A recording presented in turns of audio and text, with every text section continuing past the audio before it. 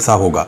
इमरान खान साहब ने रात गए कौम से खिताब किया था अपने ऑनलाइन और वीडियो लिंक के ज़रिए से, और उसमें उन्होंने बड़ी अहम बातें की हैं। ख़ास तौर पे उन्होंने ये कहा कि उनको पुलिस वालों ने ख़बरदार किया था उस वक्त जब उनकी जान ख़तरे में थी। इवन उनको कहा गया कि वो छोड़ कर चले जाएँ आज़ाद कश्मीर में या गिलगित बल्तिस्तान में, लेकिन इमरान खान साहब ने साफ इनकार कर दिया। उन्होंने कहा बिल्कुल मैं आज़ाद कश्मीर या गिलगित बल्तिस्तान नहीं जाऊँगा, जिसने जो करना है कर लो, मैं यहाँ पर ज़मान पार्क में रहूँगा। साथ ही उन्होंने कहा कि जो गिरफ्तारियाँ हो रही हैं, क्योंकि आजकल गिरफ्तारियाँ बहुत तेज़ हो गई हैं, मुल्तान में लोग अफ्तारी कर रहे थे, पुलिस गई जाकर उनको गिरफ्तार कर लिया। वैसे ऐसी फस्तायत, ऐसी हटदर्मी और ऐसी बुज़दिली हमने अपनी ज़िंदगी में नहीं देखी। सारी ज़िंदगी हो गई है सियासत को देखते हुए, सहाफ़त करते हुए। बहुत सारे सीनियर सहाफ़ियों से बात हुई है, वो कह रहे हैं कि ऐसी बुज़दिली तो हमने आज तक नहीं देखी और ऐसी फस्तायत भी हमने आज तक नहीं देखी। इतनी घटिया और बेहुदा हरकतें जो की जा रही हैं, यानी वो लोग अफ्तारी कर रहे हैं, जाकर उनको घर से उठा लिया, जहाँ वो अफ्तारी कर रहे हैं वहाँ से उठा लिया, वेआड़ी में कारकुन उठा लिए, मेलसी में कारकुन उठा लिए, मुल्तान में कारकुन उठा लिए, जनूबी पंजाब में तो बड़ा ऑपरेशन शुरू किया हुआ है, और इसके अलावा झेलम में भी ऑपरेशन किया गया, वहाँ से कारकुन उठाए गए। यहाँ अपर पंजाब के इलाकों में यहाँ पे भी ऑपरेशन हो रहे हैं, रावलपिंडी में भी कारकुन गिरफ्तार किए गए, इस्लामाबाद में लगभग कोई 400 कारकुन, तो वहाँ से 300-400 गिरफ्तार किया हुआ है। लाहौर के अंदर लगातार छापे मारे जा रहे हैं, एक के बाद एक पाकिस्तान तहरीक इंसाफ का कोई भी कारकुन पकड़ा जाता है या लीडर पकड़ा जाता है, उसको गायब कर देते हैं गिरफ्तार करके। अभी अजहर मशवानी को सोशल मीडिया वाला, उसको गिरफ्तार कर लिया, पता ही नहीं 24 घंटे तक, बल्कि अब तो बहुत ज़्यादा टाइम हो गया है, दूसरा दिन होने वाला है। किस अदालत में कौन उसको पेश करेगा, मजाक बना के रख दिया पाकिस्तान का। हसन नियाज़ी को बलूचिस्तान भेज दिया एक ऐसे मुकदमे के अंदर, वो बलूचिस्तान गया ही नहीं। बलूचिस्तान में लोगों ने एहतजाज किया, वहाँ नामालूम अफराद में डाल के उसको इस्लामाबाद से बलूचिस्तान ले गए, और वो बलूचिस्तान गया ही नहीं। यानी आप अंदाज़ा करें कि फस्तायत इस वक्त कहाँ पर पहुँची हुई है, और ये सारा का सारा इमरान खान साहब को लगता है कि खौफ है। मुझे भी ऐसा ही लगता है, डरे हुए लोग हैं, सहमे हुए लोग हैं, इलेक्शन से भी भाग रहे हैं, पब्लिक से भी भाग रहे हैं, एहतसाब से भी भाग रहे हैं, सवालात से भी भाग रहे हैं, देने के लिए जवाब ही नहीं है। क्योंकि जब कोई जनरल बाजवा जैसी ज़िंदगी गुजारता है ना, तो रिटायरमेंट के बाद भी मज़ा नहीं आता। जनरल बाजवा साहब का जो मुबैना इंटरव्यू है, या इंटरव्यू उसको आप ना कहें तो शायद मेतला साहब का ये कहना है कि मेरी उनके साथ बातचीत हुई थी, और उन्होंने उसने मुझे जो कुछ बताया है वो मैंने वापस आके उसको याद करके लिख लिया, और मेरे पास तो अब पूरी किताब का मवाद है। जो बाजवा साहब ने मुझे कहा मैंने लिख लिया, अब मैं उसको छापता चला जा रहा हूँ। बाजवा साहब का कहना है कि जी मैंने इंटरव्यू को ही नहीं दिया, ये ऑफ द रिकॉर्ड बातचीत थी, और वो जो छाप दी है शाहिद मेतला साहब ने। लेकिन शाहिद मेतला साहब से मेरी जब बात हुई, उन्होंने कहा जी बिल्कुल 100% जनरल बाजवा ने बहुत सारी बातों में झूठ बोला है, लेकिन क्योंकि उन्होंने बोला इसलिए मैंने छाप दिया है। अभी उन्होंने इसके ऊपर अपना सहाफ़ती चेक नहीं लगाया कि जनरल बाजवा ने जो बोला वो ठीक है या गलत है। अभी उन्होंने ये फैसला नहीं सुनाया कि ये वाली बात जो जनरल बाजवा ने कही, ये उन हालात और वाक़यात के साथ मैच नहीं करती थी, या जनरल बाजवा झूठ बोल रहे हैं या सच बोल रहे हैं। इस बारे में शाहिद मेतला कोई ओपिनियन नहीं दे रहे। वो कह रहे हैं जो जनरल बाजवा ने बोला, बेशक मुझे पता है कि ये वाली बातें झूठ हैं और ये वाली बातें सच हैं, तो मैंने कहा ठीक है छाप दो, तो मैंने सारा ही छाप दिया। अब वो एक एक करके चीज़ें आ रही हैं। जनरल बाजवा अगर इमरान खान के खिलाफ कोई बात करें शाहिद मेतला के इंटरव्यू में, तो उसको तो आप समझे कि झूठी है। वजह यह है कि इमरान खान के ऊपर जनरल बाजवा को बहुत गुस्सा है। उन्होंने अपनी रिटायरमेंट का जो आखिरी साल है वो बहुत तकलीफ में गुजारा है। पाकिस्तान के लोगों ने जनरल बाजवा की नाक में दम कर दिया था। वजह क्या थी? पाकिस्तान के लोगों को लगता था कि रिजीम चेंज ऑपरेशन का मेन मोहरा ये है, और जनरल बाजवा बहुत गुस्से में थे। उन्होंने अपने इस बातचीत में खुद भी उनके हवाले से लिखा गया कि उन्होंने इमरान खान को भी कहा कि बहुत तंग आए हुए थे। उन्होंने गुस्सा इमरान खान के सामने भी करने की कोशिश की, जिस पे एक झगड़ा भी हो गया, और बगैर किसी नतीजे के वो दूसरी मुलाकात खत्म हो गई, जिसमें बाजवा साहब ने इमरान खान साहब को धमकियां दी कि मेरे पास तुम्हारी वीडियोज़ भी हैं। तो इमरान खान साहब ने उसके जवाब में वो बता चुके हैं पहले कि मैंने कहा था मैं कौन सा माजी में फरिश्ता था, ये तो अल्लाह ताला ने मुझे अब हिदायत दी है। तो वो वीडियो अगर आ भी जाए बाजवा साहब के पास जो हैं, तो मेरे ख्याल में कौम अब नहीं मानती। कौम इमरान खान को किसी और नुक्ता नज़र से देख रही है कि ये मौजूदा हालात में, इस सिनेरियो में पाकिस्तान को और पाकिस्तानियों को रेस्क्यू करने वाला आदमी है। वो ये नहीं देख रहे कि इसका करैक्टर जो है माजी में कैसा था, वो ये देख रहे हैं कि ये करैक्टर अब हमें कहाँ ले जा सकता है। तो मेरा नहीं ख्याल बाजवा साहब अब डैमेज कर पाएंगे, लेकिन बाजवा साहब की जो मुबैना तौर पर जो उनसे मनसूब बातें छप रही हैं, उनको सुनने के बाद तो खौफ आने लगा। खौफ ये आने लगा है कि इस इंटेलेक्चुअल लेवल के आदमी के पास इतनी बड़ी कमान थी। यानी मैं सीरियसली मैं वाकई परेशान हूं कि जनरल बाजवा साहब से मनसूब जो बातें छप रही हैं, अगर वाकई वो ये बातें कर रहे हैं, यानी इससे पहले छपी जी मेरे पास वीडियोज़ हैं, मैंने खुद रिकॉर्ड की हुई हैं। ओ भाई कौन करता है ऐसे? और अगर करता भी है तो बोलता कौन है अपने मुंह से? इस लेवल का आदमी कभी ऐसी बात ही नहीं करता।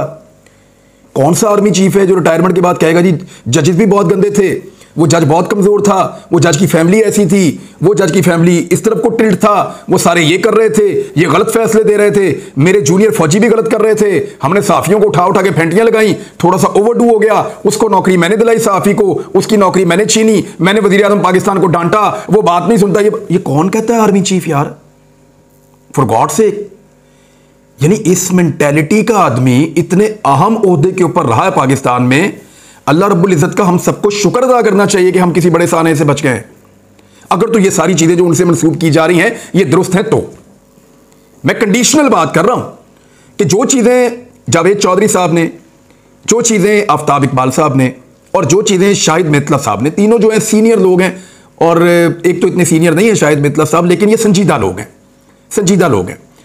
और इन्होंने जो बातें बताई हैं जनरल बाजवा के हवाले से, कि उन्होंने हमें बताई तो हमने आके यहाँ पे लिख दी हैं, ये हम बता रहे हैं।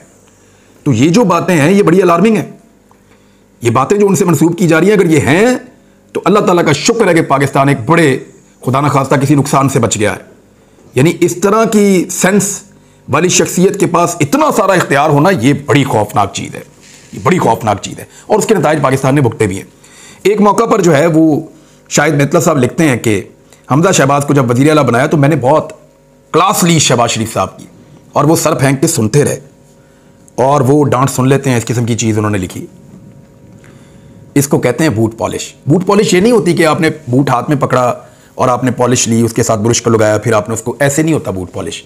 बूट पॉलिश होता है कि आप झूठी तारीफ़ें करते हैं, सर आप बहुत अच्छे हैं, भाई बाप हैं, आपसे अच्छा कोई नहीं है, आप जब जूता मारते हैं ना सर क्या मज़ा आता है सर, वाह वाह वाह वाह, इस किस्म, इसको बूट पॉलिश कहते हैं। सर जब आपने पिछली दफ़ा मेरी बेइज्जती की ना, मैंने जाके सोचा आप बिल्कुल ठीक कह रहे थे, इसको कहते हैं बूट पॉलिश। सर वो जो आपने मुझे मशवरा दिया था ना, मैं सर बड़ा गधा था, मैंने आपकी बात नहीं मानी, बड़ा काम खराब हो गया सर, वाह वाह वाह, सर आप क्या कहने सर आपके, आप जैसा अक्लमंद आदमी मैंने अपनी ज़िंदगी, इसको बूट पॉलिश कहते हैं। इसको कहते हैं सर आपकी बात मानी होती ना तो आज पता नहीं पाकिस्तान कहाँ से कहाँ होता सर, इसको कहते हैं बूट पॉलिश। जब सर डांट रहे हों, जब सर बेइज्जती कर रहे हों, तो वज़ीर आज़म लेवल का आदमी जब सर झुका के नीचे रख ले और बेइज्जती करवाता चला जाए और शर्मिंदगी महसूस ना करे, इसे कहते हैं बूट पॉलिश।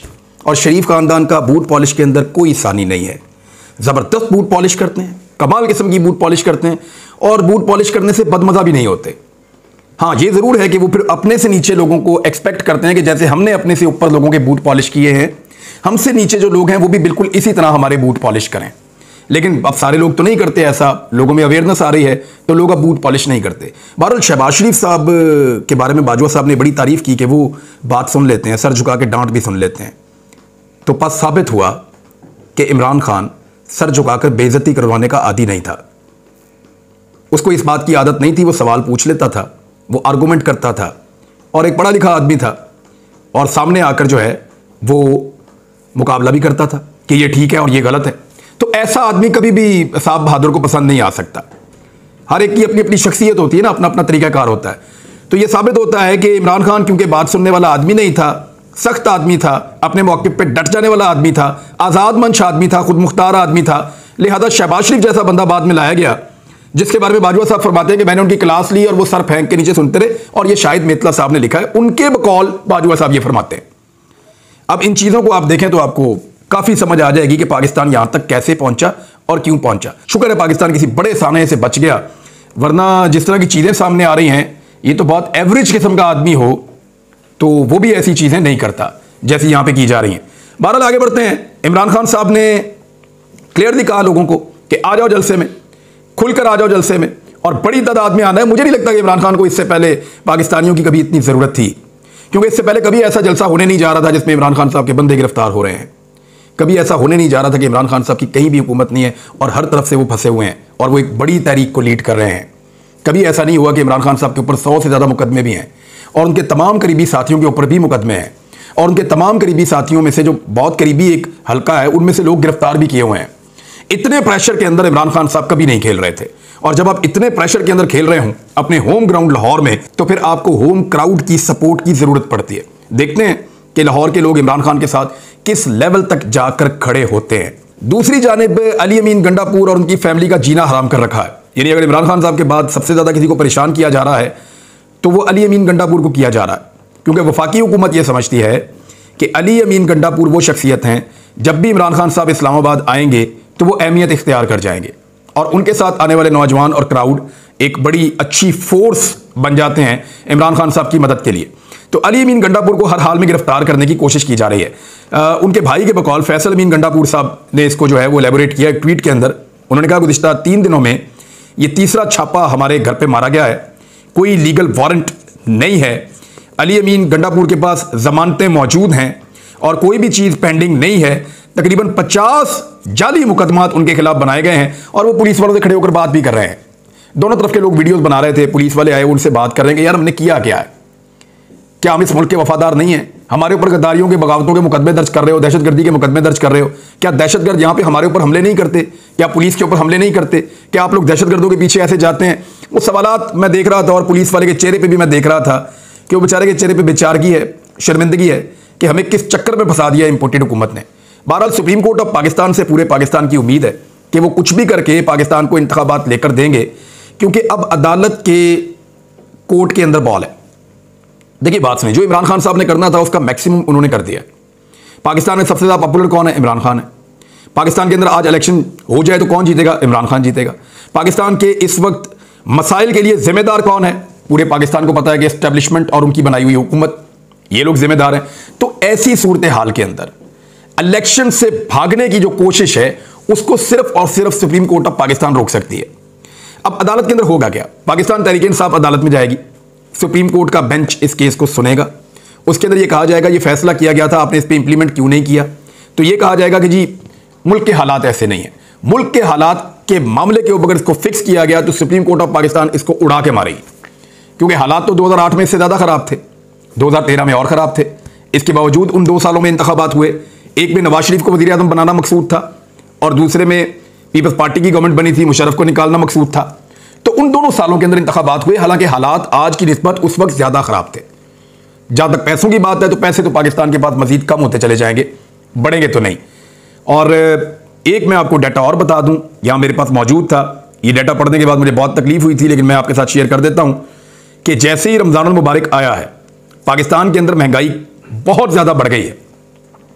यानी मार्च 2022 में जब इमरान खान साहब की हुकूमत थी, तो ये जो वीकली आता है ना आपके पास इन्फ्लेशन का इंडेक्स, या जिसको आप कहते हैं वफाकी इदारा शुमारियात का हफ्तावार महंगाई के आदाद शुमार जो जारी होते हैं, वो 15% से कम था मार्च 2022 के अंदर। एक साल के बाद आज कहां पे है जरा ये गौर कीजिएगा और सुनिएगा, 48.35% तक ये पहुंच गया है। यानी जितनी महंगाई इमरान खान साहब के दौरे हुकूमत में थी, जिसके ऊपर पाकिस्तान के मीडिया के पेट में मरोड़ उठते थे, उससे 3 गुना ज्यादा महंगाई, बल्कि 3 गुना से भी ज्यादा महंगाई इस वक्त शहबाज शरीफ, बिलावल, मौलाना फजलुर रहमान, आसिफ जरदारी और इन सब के अदवार के अंदर है।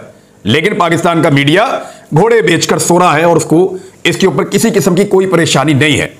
ये वो 2 नंबरी है जिसकी वजह से पाकिस्तान का मीडिया अपनी क्रेडिबिलिटी खोता चला जा रहा है।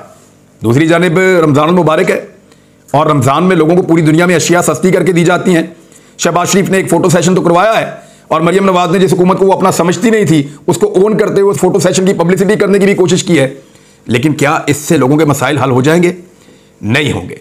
सस्ते पेट्रोल का नारा तो लगा रहे हैं, लेकिन सस्ता पेट्रोल कहां पे और किसको मिल रहा है? 10% पेट्रोल सस्ता करेंगे और 90% के लिए पेट्रोल महंगा करेंगे। जो 10% के लिए सस्ता करेंगे उसको 100 रुपए लीटर सस्ता करेंगे और जो 90% के लिए महंगा करेंगे उसको 50 रुपए लीटर महंगा करेंगे। इस तरह ये लोग बजाय नुकसान में जाने के या सब्सिडी देने के पब्लिक की जेब के ऊपर मजीद टाका मारेंगे और ज्यादा पैसे बनाएंगे। ये मेरी बात आप याद रखिएगा, जिस वक्त ये मंसूबा आएगा मैं एक और वीलॉग भी करूंगा। अभी नाजरीन मैं उम्रे की सआदत के लिए जा रहा हूं। आप सबसे दरखास्त है कि अल्लाह रब्बुल इज़्ज़त से दुआ कीजिए कि हमारी दुआएं कबूल फरमाए। गुज़िश्ता रमज़ान मुबारक में मैं नहीं जा पाया था, इस रमज़ान मुबारक में इंशाल्लाह मैं उम्रे की सआदत के लिए जा रहा हूं अपनी फैमिली के साथ, और चंद दिन के लिए हो सकता है कि आप रेगुलर मेरी वीडियोज़ ना देख पाएँ। तब तक के लिए अपना ख्याल रखिएगा, अपने इस चैनल का भी। अल्लाह हाफ़िज़।